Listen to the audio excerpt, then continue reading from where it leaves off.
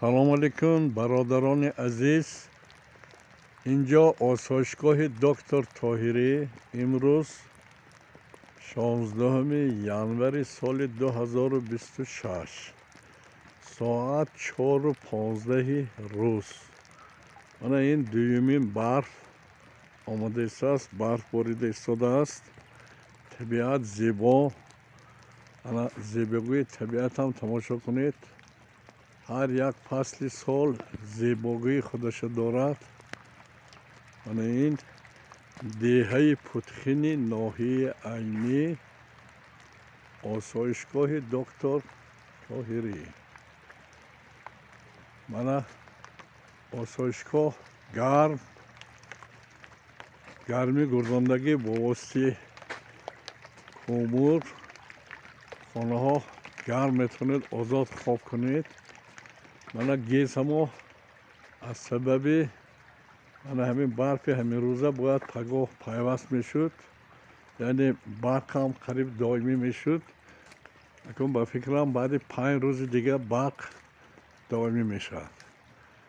من این پتخین عزیز با جان پیوند منی، مکه و مدینه و سمرقند منی. گهواره آدمی زمین باشد اگر، پتخین تو گهواره فرزند منی. گر ندارم آر و ناموس من به ایمان نیستم، گر ندانم قدر پتخین من مسلمان نیستم. گر ندانم پاس شیر مادران این وطن، بیگمان فرزند پاک تاجیکستان نیستم. من این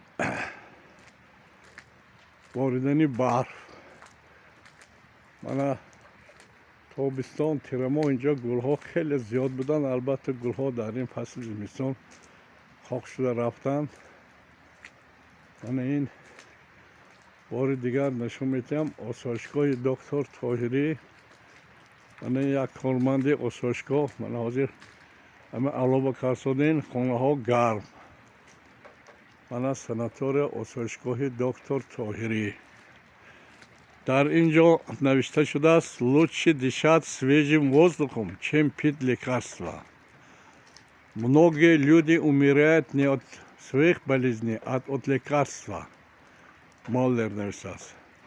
Здоровье гораздо более зависит от наших привычек питания, чем от врачебного искусства. Когда причина болезни пища, голод, лекарства. من ارچه های سبز خرم.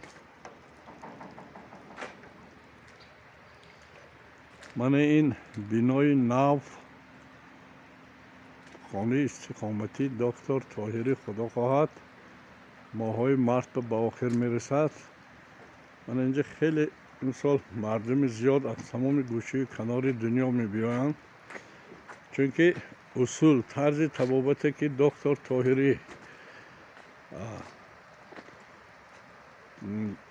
با مردم می آموزاند، اگر هر شخصیتی که خواهد عمر دراز بیند یاد گیرد سیستم سالم گردانی با اصول دکتر طاهری، حتما 100-150 سال عمر بیند.